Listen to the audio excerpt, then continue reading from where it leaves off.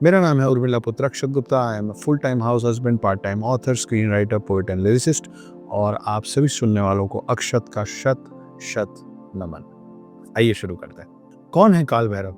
वो जिनको सब लोग भय से, डर से जोड़ते हैं, या वो जो न्याय और दया के देवता है? क्योंकि वो तब प्रकट होते हैं, वो तब आते हैं जब आपके और मेरे जैसे लोगों के जीवन में सब तरफ अंधकार छा जाता है, जब हमको समझ नहीं आता कि हमको क्या करना है, जब हम पे कोई ऐसी विपदा, ऐसी कोई विपत्ति, ऐसी कोई प्रॉब्लम आती है जिसके लिए हम लोग खुद रेडी नहीं होते, खुद तैयार नहीं होते।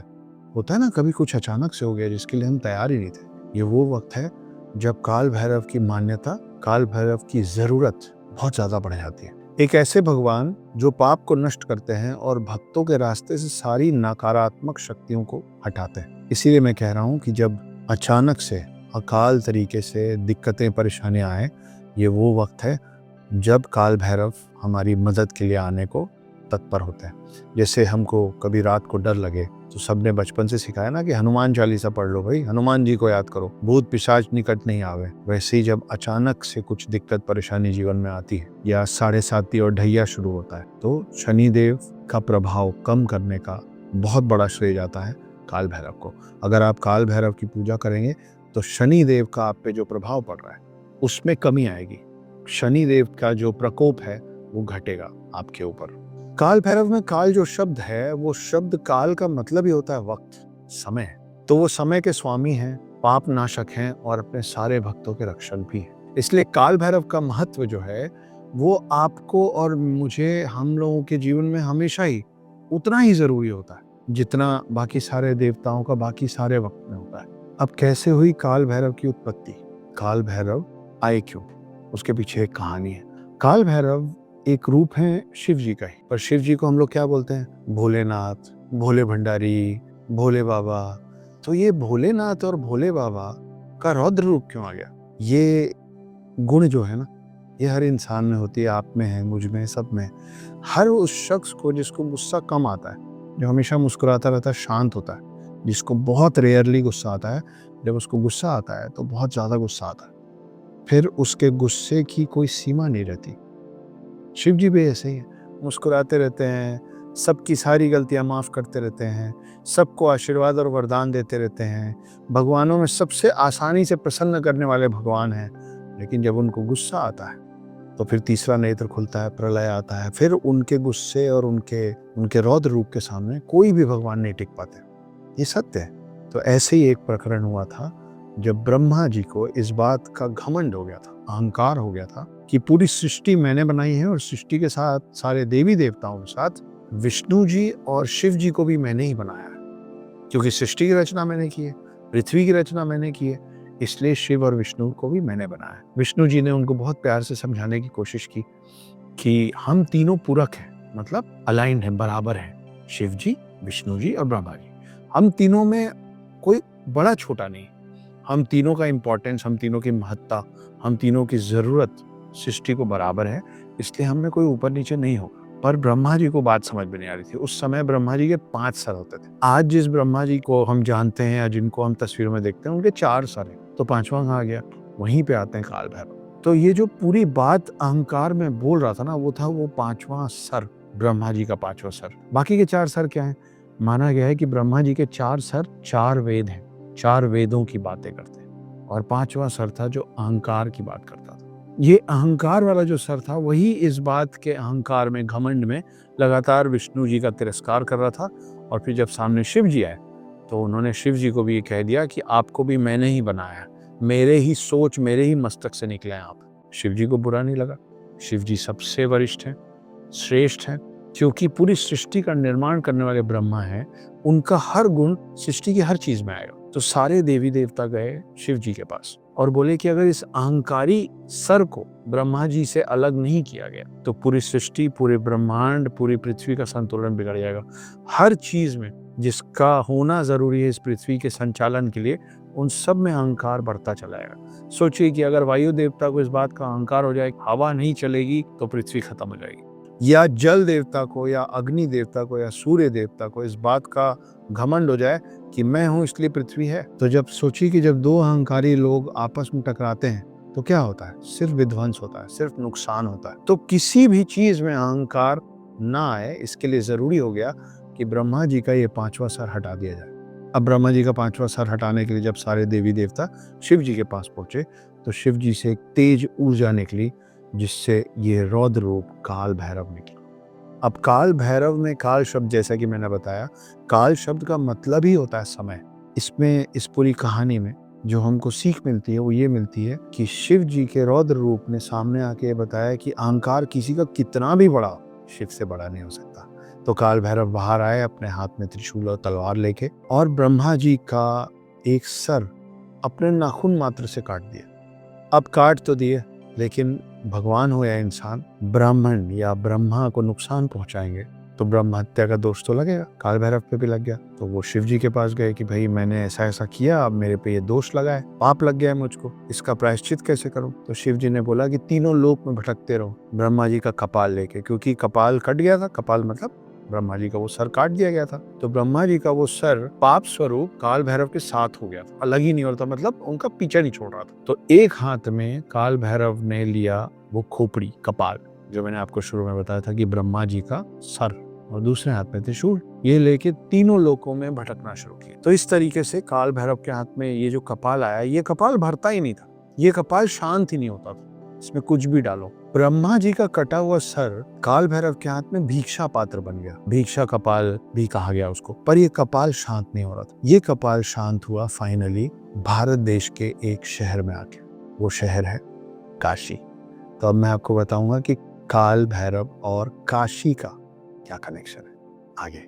तो हर नदी, नाले, पर्वत, जंगल में भटकते भटकते जब काल भैरव पहुंचे काशी की सीमा पे, जैसे ही उन्होंने काशी की सीमा पे प्रवेश किया, उनके हाथ में भिक्षा पात्र, कपाल पात्र भी बोलते हैं, वो लेकर जैसे ही वो पहुंचे तो एक चमत्कार हुआ। अचानक से उनके पीछे वो जो उनका पाप पड़ा हुआ था, जो पाप का साया था, बहुत जोर से चिल्लाया और गायब हो गया। और अचानक से वो जो पात्र था, जो भिक्षा पात्र था, कपाल पात्र था, वो भी पूरा शांत हो गया और भर गया। इसीलिए काशी को कपाल मोचन तीर्थ भी कहा जाता है। ये भी काशी का एक नाम है। और उस समय से शिव जी ने काल भैरव को वहां का क्षेत्रपाल बनाया। क्षेत्रपाल मतलब नॉर्मल वर्ड्स में बोले तो रक्षक, वॉचमैन, कि उस पूरी जगह का देख रेख और उस पे नजर रखने का काम क्षेत्रपाल का होता है। क्षेत्रपाल भी बनाया और साथ में दंड अधिकारी भी बनाया। दंड अधिकारी क्या होता है?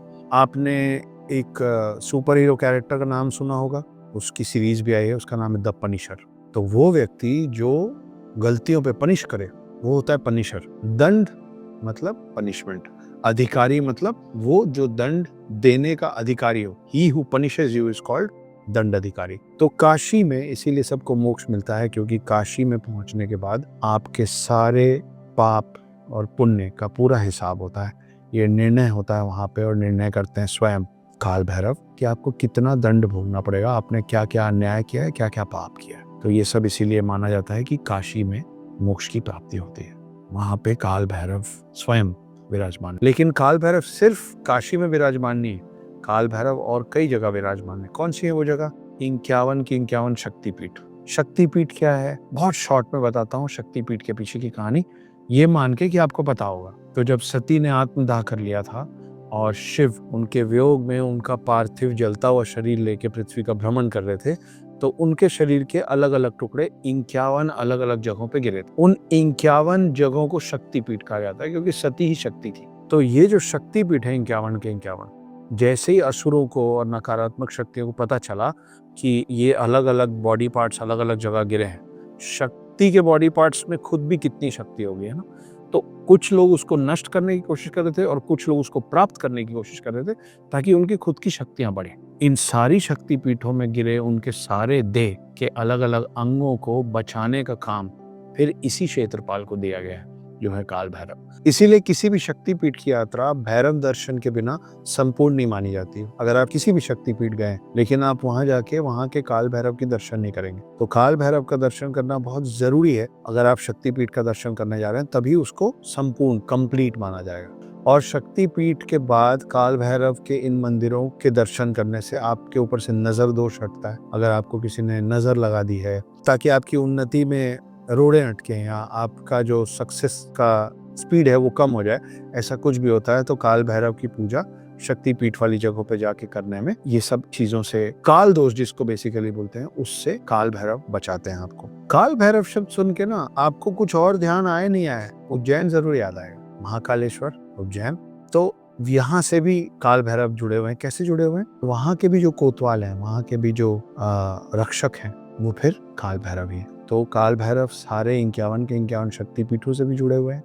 काशी से भी जुड़े हुए हैं, उज्जैन से भी जुड़े हुए हैं और शनि से भी जुड़े हुए हैं। शनि से कैसे जुड़े हुए हैं उस कहानी पे मैं अभी आऊँगा, लेकिन उसके पहले मैं आपको और भी बहुत सारी इंटरेस्टिंग बातें बताने वाला हूँ, जैसे कि मदिरा और मांस काल भैरव को क्यों चढ़ाया जाता है। सुनते जाइए।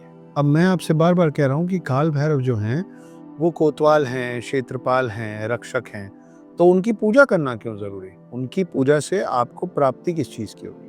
उनकी पूजा से आपको अद्भुत साहस और अटूट रक्षा की प्राप्ति होती है। आप अगर किसी भी तरीके के भय या असुरक्षा से घिरे हुए हैं, आपका मन विचलित है, आपको लग रहा है किसी बात का डर लग रहा है, तो काल भैरव जी की पूजा, काल भैरव भगवान की पूजा करने से आपके आसपास एक सुरक्षा कवच तैयार होता है, जो आपको इस तरीके की नकारात्मक शक्तियों से, असुरक्षित सोच से, आपके अंदर पल रहे बुनते हुए डर से आपको बचाता है।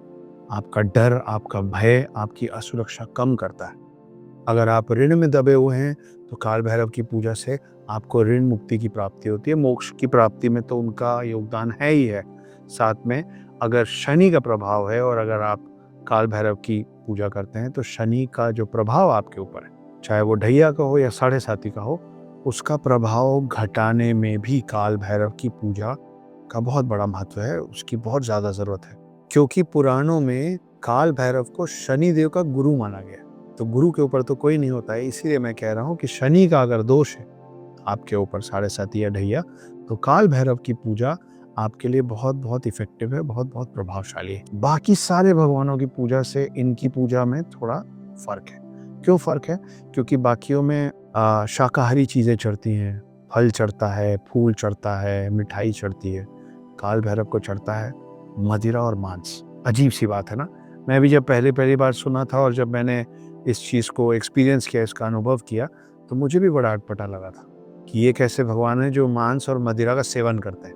ये मांस और मदिरा का सेवन नहीं करते हैं। आप चाहे ड्रिंक लेते हो चाहे ना लेते हो, आप नॉन वेजिटेरियन हो या ना हो, आपको एक चीज़ तो मानना पड़ेगा कि इसको अच्छी चीज़ों की श्रेणी में तो नहीं मान सकते। आप ड्रिंक करते होंगे, अल्कोहलिक नहीं होंगे, लेकिन आपको शराब का सेवन, मदिरा का सेवन पसंद होगा शायद। अगर पसंद भी है तो भी आपको कहीं ना कहीं आपके अंदर मालूम है कि ये मेरी आदत अच्छी तो नहीं। Same goes with non veg also, है ना? मांस खाना पसंद हो सकता है, चिकन मटन खाना पसंद हो सकता है, मगर इसका मतलब ये नहीं कि वो जो चीज़ पसंद है वो सही है।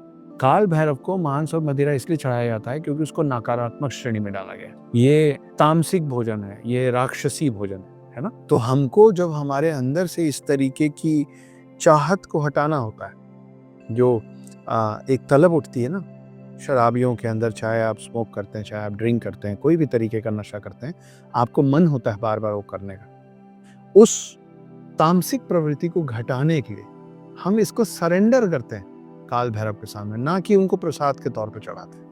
ये समय के साथ मान्यता बदलती चली गई है, लेकिन मदिरा और मांस जो है वो काल भैरव को इस सोच के साथ चढ़ाना चाहिए कि अब से हम इसका सेवन नहीं करेंगे। जैसे हम बोलते हैं ना कि आज से ये त्याग दिया, या अपने शरीर से, अपने घर से जब हम कुछ बाहर करते हैं तो उसको बाहर कहीं तो रखते हैं, दे देते हैं, अपने से दूर कर देते हैं। काल भैरव को मांस और मदिरा चढ़ाने का मतलब यह है कि मेरे अंदर की इस तरीके की नकारात्मक चाहतों को, मेरी इच्छाओं को आप हर लीजिए। हर हर महादेव उन्हीं का है काल भैरव।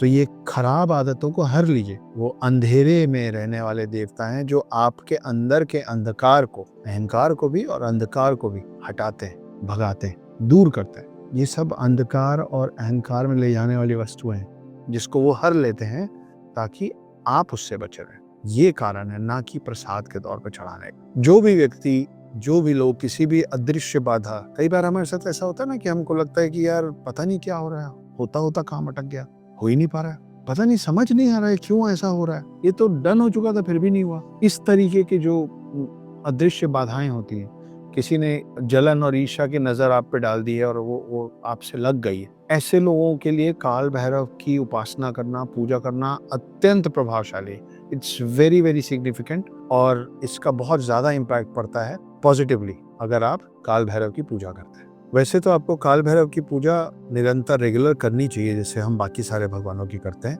लेकिन काल भैरव की स्पेशली आपको विशेष तौर पे आपको पूजा करना चाहिए कालाष्टमी पे या काल भैरव जयंती पे, जो बहुत जल्दी आने वाला है। उनकी आराधना से भय, नकारात्मकता और जितनी कानूनी उलझनें होती है ना, लॉ से रिलेटेड प्रॉब्लम्स, ये सब कम होती हैं, सब खत्म होती है। काल भैरव के नाम में काल है, ये समय के देवता भी कहलाते हैं, ये वक्त के समय के देवता हैं, जिनका काम ये है कि अगर आप उनकी आराधना करेंगे, उनकी उपासना करेंगे, तो वो आपके बुरे वक्त को टाल के आपको सही निर्णय लेने की दिशा में डालेंगे।